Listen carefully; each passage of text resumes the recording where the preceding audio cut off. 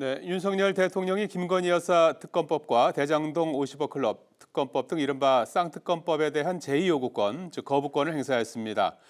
재표결 시점을 두고 여야의 대립각이 커지고 있습니다.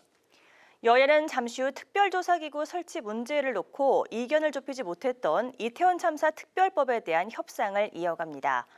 자세한 소식 취재기자 연결해 알아보겠습니다. 강민지 기자. 네, 국회 중앙홀입니다. 네, 예상대로 윤석열 대통령이 쌍특검 법안에 대한 제2요구안을 제거했죠. 네, 윤 대통령은 오전 한덕수 국무총리 주재로 열린 임시 국무회의에서 쌍특검법에 대한 제2요구안이 의결된 지 30분 만에 이를 제거했습니다. 국회가 법안을 정부로 이송한 지 하루 만인데요. 이관섭 비서실장은 이례적으로 브리핑에 직접 나서 총선용 여론조작을 목적으로 만들어진 문제가 많은 법안들이라고 거부권 행사 이유를 설명했습니다. 특히 50억 클럽 특검은 이재명 대표에 대한 방탄이 목적이라며 친야 성향 특검이 검찰 수사를 방해하고 물타기 여론 공작을 할 것이라고 지적했는데요.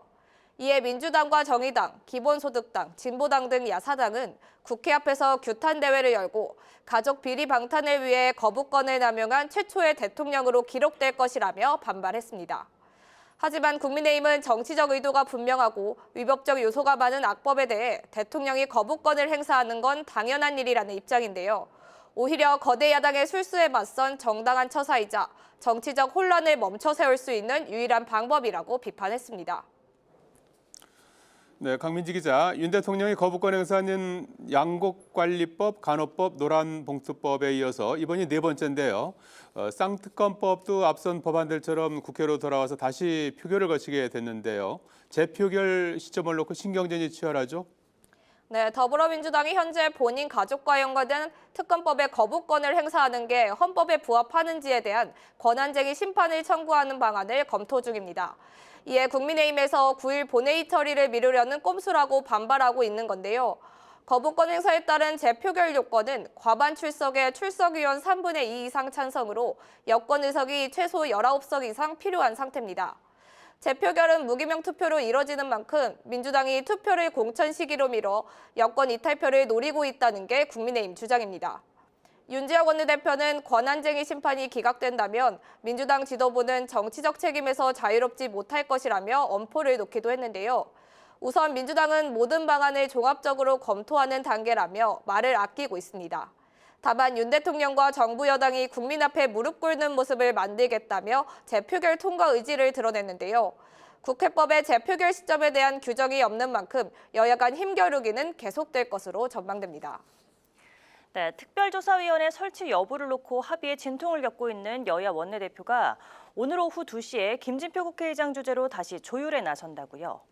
네, 지난 3일 협상에서 이야기했던 대로 오늘 김진표 국회의장 주재로 여야 원내대표가 재협상에 나섭니다. 쟁점은 이태원 참사 특별조사기구 구성 여부인데요. 민주당은 제대로 된 진상규명을 위해 특별조사위원회를 반드시 구성해야 한다는 입장이지만 국민의힘은 진상조사보단 피해자 지원과 재발 방지에 초점을 맞춰야 한다고 맞서고 있습니다.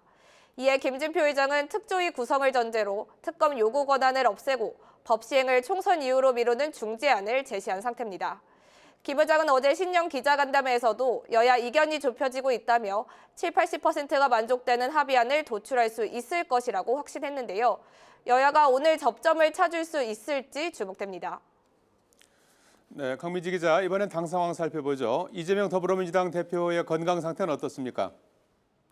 네, 민주당 당대표 정무조정실장인 김영진 의원은 오전 라디오에서 이 대표가 2주 안에 당무에 복귀할 가능성이 있다고 전망했습니다. 또 당은 공관위원 명단을 발표하며 총선 준비에 박차를 가하고 전현희 전 국민위원장을 위원장으로 하는 당대표 정치테러 대책위를 구성하며 당 안팎 전열도 가다듬고 있습니다. 하지만 이 대표 피습 여파로 주춤했던 탈당과 신당 창당 움직임이 재개할 것이란 관측이 나오며 계파 갈등 재확산 조짐이 보이고 있는데요. 당내 혁신계 모임 원칙과 상식 소속 이원욱 의원이 오전 라디오에서 원칙과 상식의 시간표를 마냥 미룰 수 없는 상황이라며 다시 행동에 나서겠다는 의지를 밝혔고 최근 공식 일정을 잡고 있지 않은 이낙연 전 대표도 이 대표 퇴원 시점으로 예상되는 이번 달 중순쯤 본격적인 창당 작업을 재개할 것이란 예상이 나오고 있어서입니다.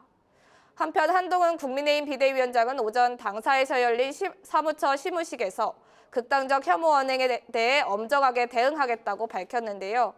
또 합리적 생각을 밀어내고 주류가 돼버린 소위 개딸 전체주의 같은 건 국민의힘에 발붙일 수 없어야 한다고 강조하기도 했습니다.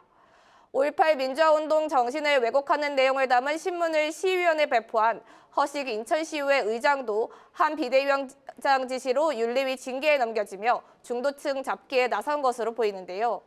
오후엔 경기도 수원을 찾아 경기도당 신년 인사회에 참석할 예정으로 수도권 표심 확보에도 주력할 예정입니다.